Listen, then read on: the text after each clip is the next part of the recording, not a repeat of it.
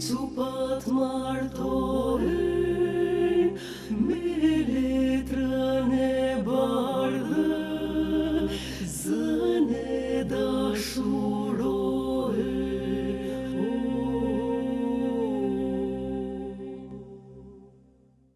Ky është një qytet i çuditshëm, që duket sikur ka dalë në lugin papritur një natë dimri, si një qenie parahistorike dhe duke u kacavier me mundimet mëdha, i shqepur faqes së malit. E kush më mirë se Ismail Kadare do të mund të përshkruante të veçantën e Gjirokastrës.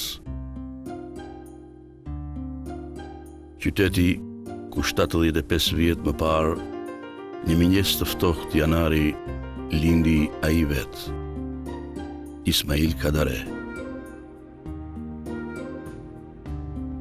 Erdhëm këtu në lagjen Palorto, në fund të sokakullt të marrëve, për të vizituar shtëpinë e Kadares.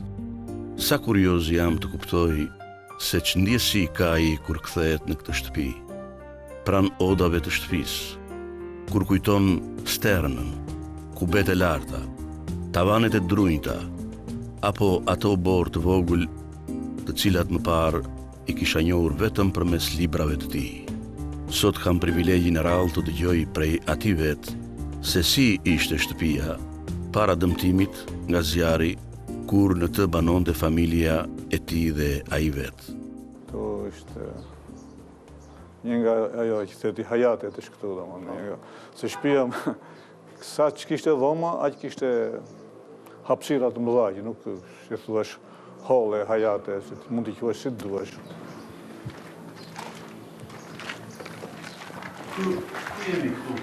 Këtu është dhomë pritje, një nga dhomat kryesore, ose dhoma kryesore e shtëpisë, ku bëhej bisedë, ku priteshin njerëzit, jo dhomë ndenjes, që quhet kjo është. Gjirokastrësit thoshin oda e madhe. Oda e madhe.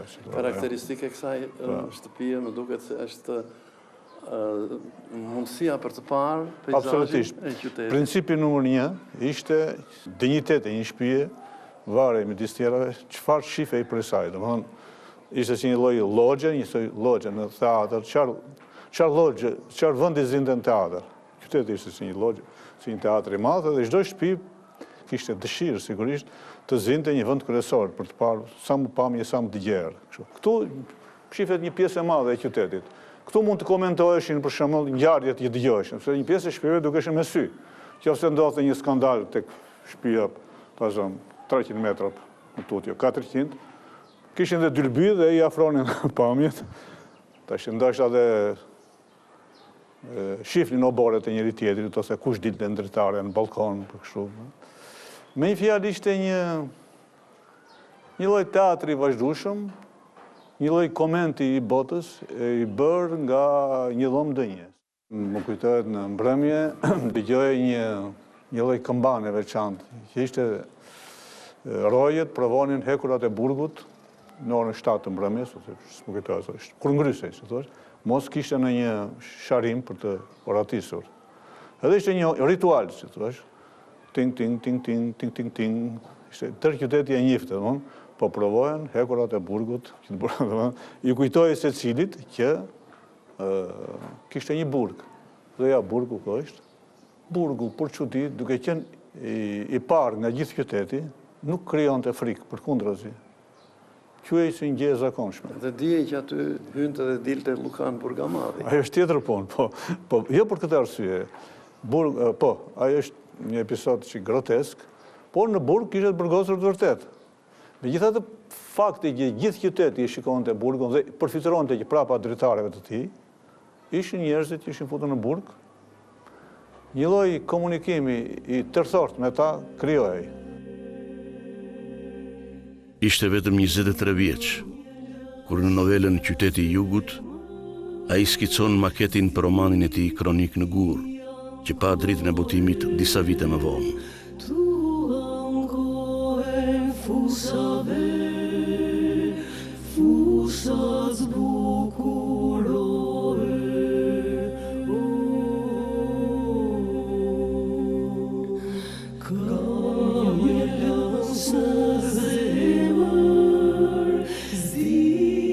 Pas kronikës në Gur, ai do t'i kthehet pa ndërprerje ndodhive të veçanta të qytetit të tij të lindjes. Këtij qyteti të Pierrët, ndoshta më i Pierrëti në botë, që kishte thyer të gjitha ligjet e urbanistikës.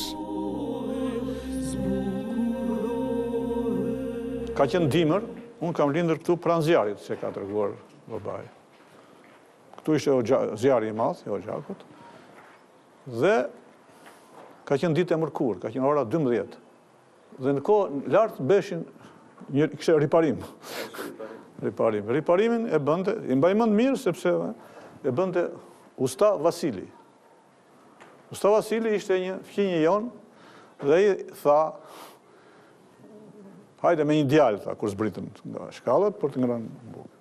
Dhe në atë kohë ke lindur, kam lindur unë, dhe babai ishte shumë mirë njohës për jetë Usta Vasili, se pak minuta pasi ai bëri këtë, unë linda, si thash.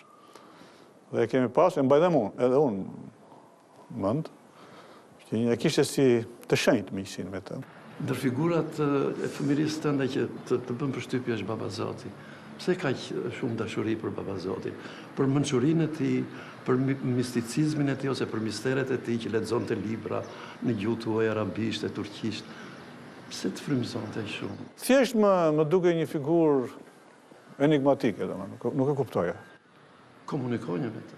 Shumë pak. Domethënë, në shtëpi Gjirokastrit komunikohet zakonisht pak. Baba Zotin, gjyshin nga nëna. Ishte një figurë e pakuptueshme. E para e pakuptueshme se unë ishe i bindur që ato librat i hapte kot, nuk i lexonte kot. Përse thonë? Edhe sot nuk e di, se bindja ime e brendshme. E dyta, siç e kam shkruar në një libër, i ngjante shumë nga portreti, sikurse shumë pleqt i qytetit Gjirokastrit i ngjanin Ismail Qemalit. Kishte këtu 20-30 mund kishte. Ishte modeli i mbajtjes së mjekrës, edhe i ngjanin. Dhe unë me mendjen time për fëmijë, më duka ky që ka Ismail Qemali, por nuk e thot. Ky pas ka themeluar shtetin shqiptar, por ose e ka haruar, ose s'do ta kujtoj më, ose drejt e di çfarë. Pse? Dhe kështu që kjo është figura që më tërhiqte, më kupton. Më tërhiqte për shpërfilljen në cilën ndiqte botën. Për nga vlerat arkitektonike, kjo është një shtëpi që qëndron denjësisht përbri shtëpive të zekatëve apo të ankonatëve. Një kështjellës e vogël, jete që vijon të çudis me stilin, bukurinë, nostalgjinë dhe ndjenjën e admirimit. Çdo kush mund të pyes se si mund të jenë ndërtuar këto shtëpi në një vend kaq të vështirë. Gjatë restaurimit që po i bëhej shtëpisë, punëtorët zbuluan një pllak guri ku ishte gdhendur data e ndërtimit të kësaj kështjellëse të vogël. Aty shënohet viti i largët 1763. Gjirokastra është thojse në kufi me Greqinë, me vendin e civilizimit më të ndritur që njohu në lashtësi kontinenti ynë. Dhe duket se historia dhe legjendat homerike zgjuan kureshtjen e Kadares që kur ishte fëmijë i vogël. Kisha kurioz të dëgjoja kur flisnin për skandale. Në këtë qytet ndodhin shumë skandale. Prandaj për mua ishte kurioze që thash kur dëgjoja biseda, sepse mësoja shumë gjëra. Dhe i thash, kthehem tek këto, çfarë ishin skandalet? Skandalet ishin gjyqe, këtu beshin gjyqet pafund në këtë qytet. Gjyqet ishin shumë të komplikuara, shumë ndërlikuara. Sepse në përgjyqje dilte një tjetër Gjirokastër. Ky ishte qytet me një traditë të madhe juridike. Këtu kishte me qindra njerëz kishin studiuar, edhe punonin kudo në gjithë perandorin otomane si jurist. Ndaj ky ishte qyteti që mezisht priste të ndodhin të komentonte gjyqjet. Te breznia ankonatëve. Ka kudo, kishte gjyqje i vazhdon 20-30 vjet, ishte shumë interesante punë e gjyqjeve. Dhe tani komenti i tyre ishte çudi, se kishte shumë gjëra për ne fëmijët misterioze në përgjigje. Kishte për shembull ndarje burra nga gratë, ku kishte arsye që thuheshin dhe që nuk thuheshin, ose që thuheshin në gjyq, po nuk dilnin për jashtë, ose që beshin me dyert të mbyllura, por që merreshin vesh me gjithatë.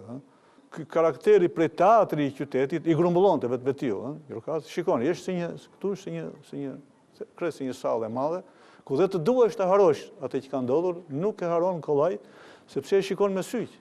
Shtëpinë ku ka një hall, për shembull, ku ka dritë natën vonë, për shembull, thotë ja, thotë, s'po flën ata.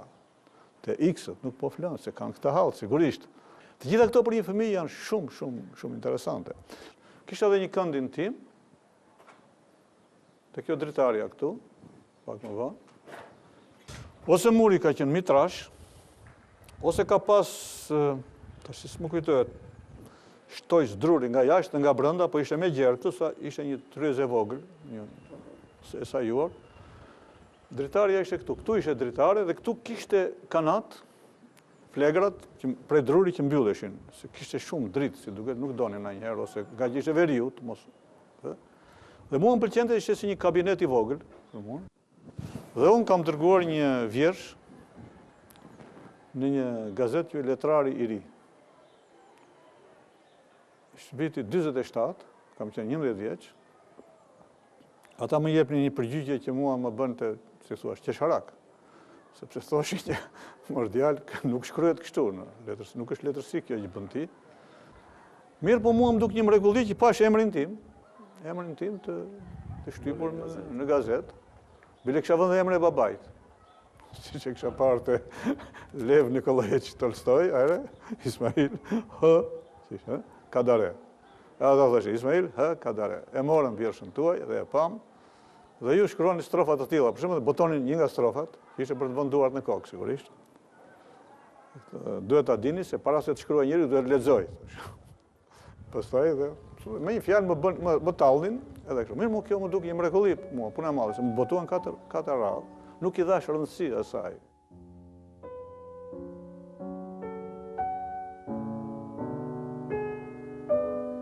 Tash jemi duke kaluar në Sokakun e të marrëve. Ky ishte i famshmi.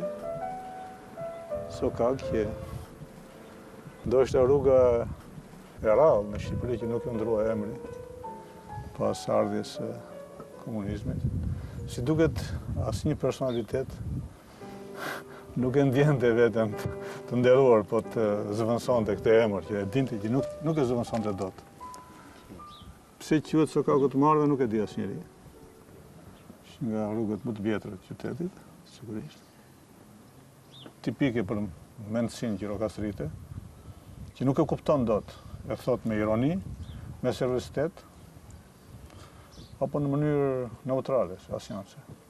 Vetë ky Sokak e vërteton se sa shumë këtu kishte një lloj dënësie të njerëzve, nuk do thosha të marrë, po të çuditshëm, në atë kuptimin strange, i thon në anglisht dhe në shumë gjuhë të tjera, të çuditshëm, të paparashikueshëm, që një fije i ndante mençurinë nga marrëzia. Strange do bënja, do quajnë Sotiraq Paskalit. Për herë të parë kam takuar, po. Ka qenë në një takim me lexuesit e mi këtu në Gjirokastër. Blej ka rënë dhe muzikës. Ishte një... Dhe si shta banon këtu.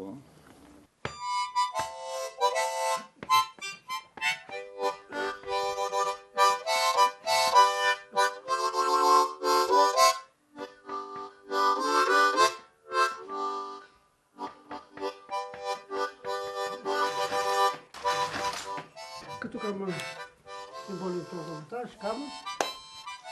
Mua më pëlqeu shumë një shkrimi juaj, ku ju shkruanit, që ca njerëz të famshëm, me famë që na quajt, mu quaj edhe mua, u larguan nga ai. Po unë i vërteti i madhi ngela. Mua më pëlqen shumë kur artistët ose njerëzit në përgjithësi nuk kanë frikë të thonë mendime ekstravagante. Kam qenë njëri i lirë. Po pikërisht. E thash Piros, më pëlqeu shumë kjo frazë e tij. Mua më pëlqen kur njeriu thotë, unë jam gjenit. Dhurat të madhit Kadare, Raqi i Frida. 100 vjet më parë na i ka dhënë këtë libër? Ja kaq. Shumë faleminderit. Respekte.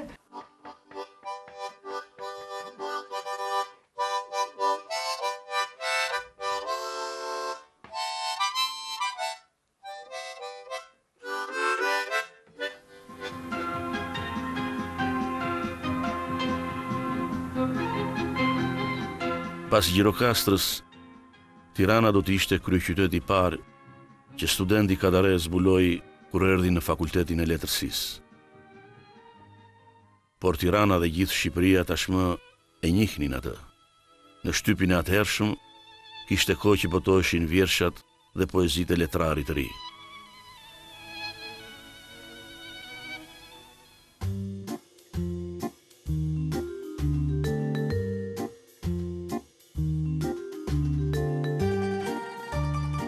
Moska në vitet e pas luftës së dytë botërore ishte metropoli jo vetëm i Bashkimit Sovjetik, por dhe i komunizmit botëror. Në vitet 58-60, ai ndoqi studimet pas universitare në Institutin Gorki. Do të thoshe që ndikimi i qëndrimit në Moskë ishte i rëndësishëm, qoftë për veprat që s'kan asnjë lidhje me Rusinë. Kupton, ai ndikimi ishte më i gjerë, më i thellë, ndikim në jetën e thellë të brendshme, në letërsi, në jetën psikike të njeriut, në emancipimin e tij të brendshëm, në emancipimin madje, siç e kam thënë një herë tjetër, nga një shkollë ku ndoshta mësoja gjëra që s'duhej, nuk ishin të drejta, ishin gabim, sepse njeriu mëson nga çdo gjë.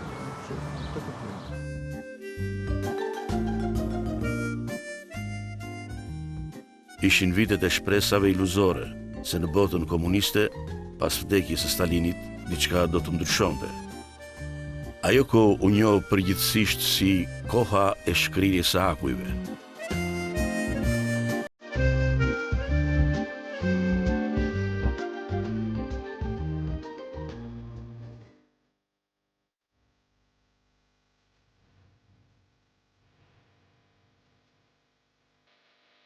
Kthimi në Tiranë në dukje është i natyrshëm. Jeta rrie dhe qetë. Por në atë kohë regjimi komunist në Shqipëri përgatit shkëputjen e madhe nga bloku sovjetik, të njohur ndryshe si kampi socialist dhe lidhjen e re me kinën e Mao Zedongit. Qindra studentë të kthyer për pushimet e zakonshme të verës nga universitetet e metropoleve të botës lindore nuk do të kthehen më. Bobinat e fundit filmike i përdor për të fiksuar pamje të thjeshta me njerëzit e familjes dhe shoqërinë e re që po krijon në Tiranë.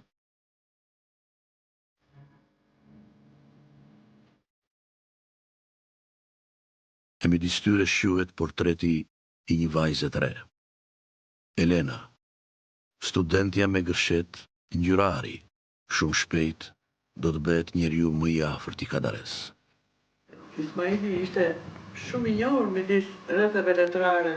Ishte një matë tërë të rinj që i përpinin ato vjershat e tij. Me një fjalë, ishte një figurë e njohur për ne të rinj. Të gjithë shokët dhe shoqet e mia të klasës e dinin atë simpati të jashtëzakonshme sepse unë ja dija vjershat përmendesh. Në atë kohë, në fakt, letërsia ishte i vetmi gëzim, mund të them. Midis kësaj shoqërie shumë ardashse, vjen kjo letër. Dhe letra ishte që lexova tregimin tuaj, më pëlqeu, shkruani dhe mos u tromni, Ismail Kadare. Tre rjeshta ishte letra, po e mori vesh gjithë gjimnazi. Pikërisht në ato vite që duket sikur janë të shpërkujdesura, në mendjen e tij projektohet dhe shkruhet një vepër madhore. Generali i ushtrisë së vdekur, që do ta bënte emrin e tij të kapërcente një herë mirë kufijtë e Shqipërisë. Është vetëm 27 vjeç, kur libri ka dalë dhe ka tronditur botën letrare me peshën e tij. Një roman ndryshe, në përmbajtje dhe në strukturë, që thyen me mospërfillje të gjitha skemat tradicionale. Pas përkthimit të tij në Bullgari dhe Jugosllavi, i vjen radha botimit në Frënjish. Michel Piccoli, e nuk e me, e Sergio Castelliti janë aktorët kryesor të filmit franco-italian që u realizua sipas romanit Generali i ushtrisë së vdekur. Le médaillon de nos soldats.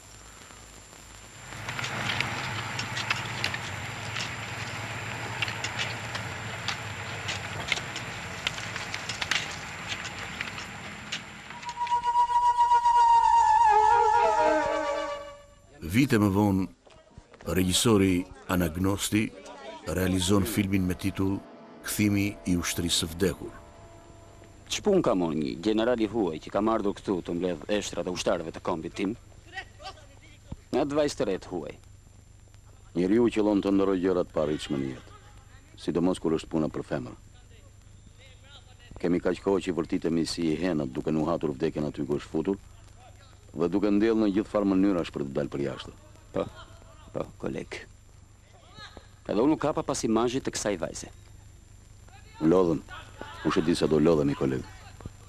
General, ku i keni general, na i sillni general. Mua më hipe një frikë e madhe, po tamam në ças prifti i bjekën banës. Kurse unë shoh sikur jam në atë stadion që kërmonim. Vetëm se më ngjan më i madh.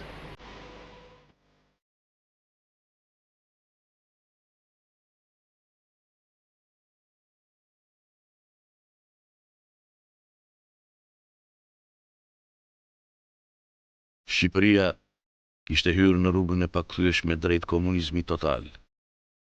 Kishte filluar militarizimi dhe bunkerizimi i vendit.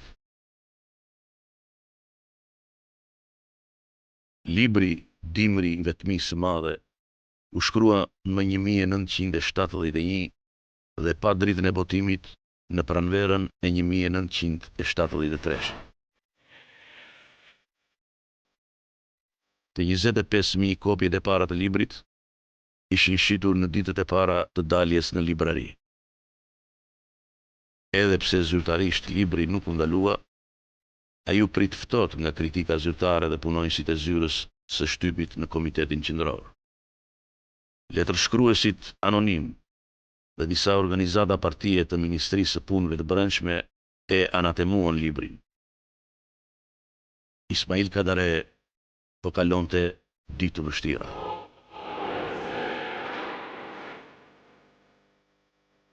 Varianti i dytë i ribotuar doli nga shtypi pas disa vitesh. Ai tashmë quhej Dimri i Madh. Me nota dramatike në roman dhe çdo të tjerash, pasqyrohet konflikti ushtarak midis Shqipërisë dhe Rusisë në bazën më të madhe dhe më të rëndësishme të mesdheut në Vlorë.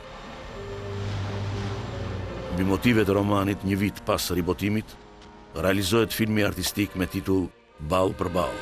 Bëhet kështu. Dikush flet shqip, dikush rusisht. Kulla e Babilonit, kulla e Satame.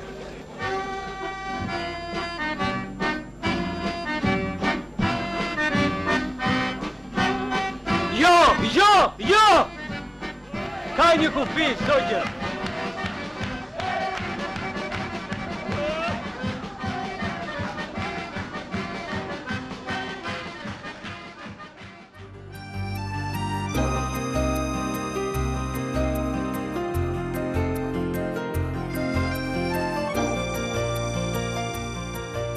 Në ndryshim nga pritja e ftohtë zyrtare që ju bë romanit në Shqipëri, botimi në Francë dhe vende të tjera i Dimrit të Madh u përshëndet si një poemë gjere epike, si një Iliad dhe Odise e botës komuniste.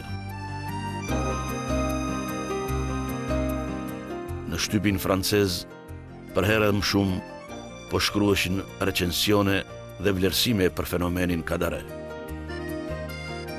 Në bibliotekat dhe libraritë e Francës dhe shumë vendeve të tjera, në paraftet e rënda, librat e tij edhe si për koincidencë të emrit, rreshtohen për krah veprave të Kafkës, Kunderës, Kazanzakisit dhe shkrimtarëve më të njohur të botës. Je vais peut-être vous choquer, je dirais d'abord écrivain tout court, écrivain universel. Vous savez, la bonne définition d'un écrivain, c'est quelqu'un qui écrit sur des sujets particuliers, des pays particuliers, un univers peut-être parfois très étroit, mais dont la portée de l'œuvre s'étend au monde entier. Jehona një suksesi që vinte për një botë të huaj që emërtoi Borghezo revizioniste, bënte që zilia e fshet ndaj shkrimtarit të përhapej vit pas viti nga zyrat e shtypit të Komitetit Qendror deri poshtë në gojën e qindra militantëve që ndonjëherë me zellin e tyre u akalonin edhe vetë e prorëve të tyre.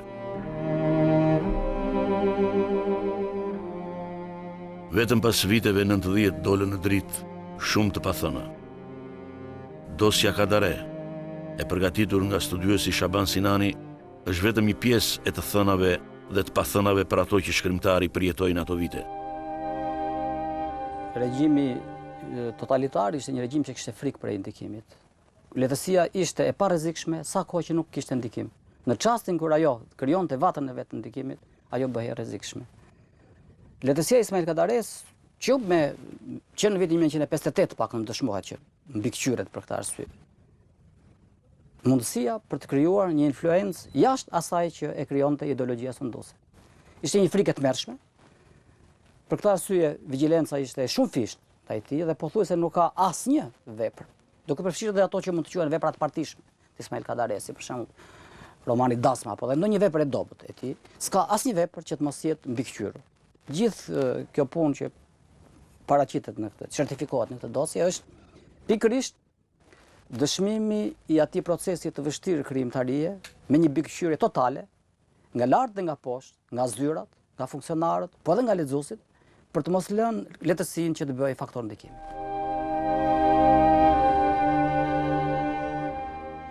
Pyetjet që më janë bërë mua gjatë hetësisë dhe njëkohësisht e kam konfirmuar duke takuar personin që më ka pyetur, e kam takuar mbas daljes nga burgu në 91-shin dhe e kam pyetur, domethënë që pse më pyesin për Kadaren dhe ai ka thënë që përderisa filluam që të pyesin, kjo do të thotë se ishte hapur dosja e tij për të arrestuar. Por kjo u ndalua. Do të perifrazoja një thënie të një metaforë të Eskilit. Do thosha që haraçi që është dashur Kadares të paguaj janë thërrime që shkrimtari i hedh diktatorit nga banketi vet i Madh Amerik. Kadareja ka punuar për shumë vite në kryesinë e lidhjes shkrimtarëve në atë qendër ku bëshin shumë raporte dyshimta. Si u rezulton qëndrimi Kadares ndaj kolegëve të tij? Po, unë kam pas për detyrë etike dhe shkencore që duke përgatitur këtë dosje të çliroja veten nga një shqetësim i madh. Nëse edhe Ismail Kadareja kishte bërë të njëjtën gjë me të tjerë. Dhe nuk më ka rezultuar në asnjë rast që Ismail Kadare të ketë recensionuar, qortuar apo rekomanduar për të ndaluar një vepër të dikujt tjetër.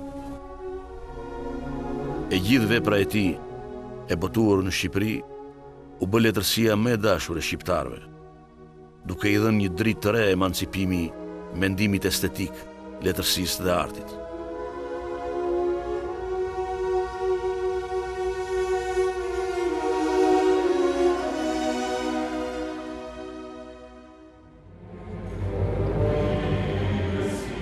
Në fund të viteve 80, pushteti komunist po vuante nga grahmat asmatike në ekonomi, politik dhe në të tëra fushat e tjera të jetës.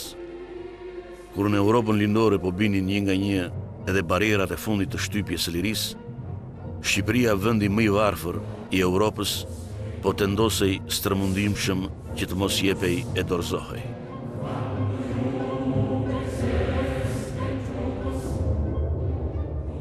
Unë kam qenë midis njerëzve, të përdor fjalën njerëzve të rrallë, po pak a shumë të rrallë, që kemi marrë vesh që Shqipëria komuniste po bën një lodër me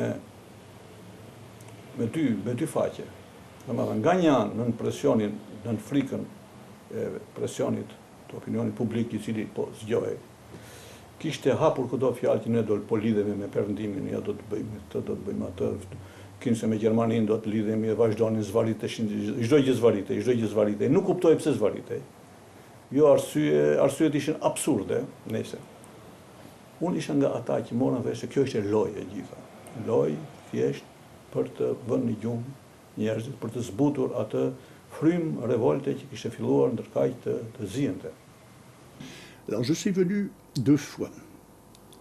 Une première fois, c'était encore sous Rami Salia. pour témoigner que nous faisions très attention, nous, en France et en Europe et dans le monde, nous faisions très attention au sort, au destin de Kadare, à ce qui lui arrivait physiquement. Car nous avions l'impression qu'il était menacé, et d'autant plus menacé dans une période que nous sentions être de transition, et où il pouvait se passer des choses imprévisibles. Që ka qenë një largim, pare do të them, nuk ishte dramatik në kuptimin, po s'ka krahasim me largimet që bëheshin nga kufiri, me rrezik koke, me të tjera mënyra, se thua ishte një largim i menduar në mënyrë të krejt gjakftotë. Unë këtë vendim e kam marrë të largohem nga Shqipëria, jo përfundimisht, po përkohësisht, sepse isha i sigurt se pas asaj do ndodhi ngjarje. Në pranverë të vitit 90, dhe kam pritur 6 muaj derisa më erdhi rasti. Kam lajmëruar botuesit tim francez që unë dua të largohem. Në vitet e vështira të tranzicionit, shkrimtari shfaqet edhe si veprimtar politik. Me intervista dhe shkrimet e tij, ai jep kontributin e tij për çështjen shqiptare. Ai shkruan George Bushit, François Mitterrandit, apo ish disidentit Václav Havelit, që tashmë ishte bërë presidenti i Republikës Çekoslovake. Shfrytëzon çdo mundësi për të ndihmuar vendin e tij, e sidomos në njojën dhe zgjidhjen e çështjes së madhe kosovare, të cilës ai kushton ndër të tjera edhe librin Ara ky mort e u pam. Ish presidenti Václav Havel kujton me kënaqësi Kadaren veprën e tij dhe letrën që i dërgoi në pranverën e vitit 1991. Respektuji ho, jsem rád, že jsme dostali ty též ceny nebo ocenění.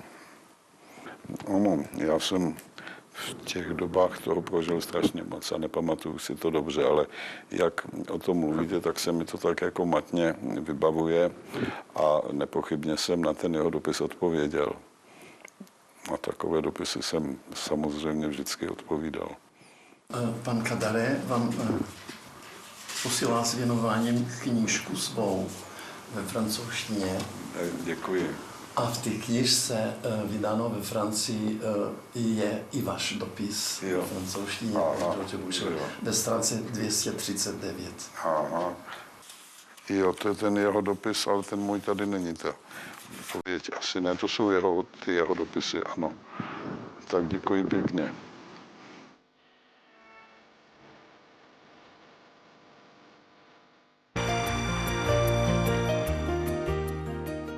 Vitet që pasojnë janë të mbushura me punë dhe botime të reja. Janë të panumurta çmimet dhe titujt që merren në vende të ndryshme të botës. Ndërto vlen të veçojmë The Man Booker International Prize, doktor honoris causa i disa universiteteve dhe nominimet e panumurta për çmimin Nobel.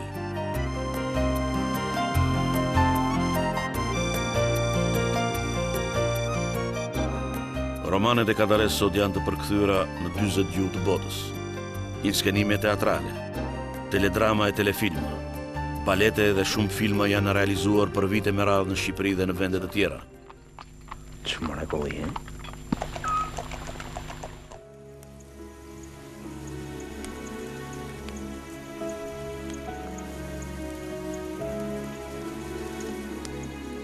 Vetëm Prilli i thyer është ekranizuar në disa versione, francez, shqiptar dhe së fundi edhe brazilian. Filmi Prapadiellit i regjisorit Walter Salles përfaqëson kineman braziliane në festivalin e Venecias. Eu peço a trégua, Vamsi. O senhor não devia conceder essa trégua. O senhor...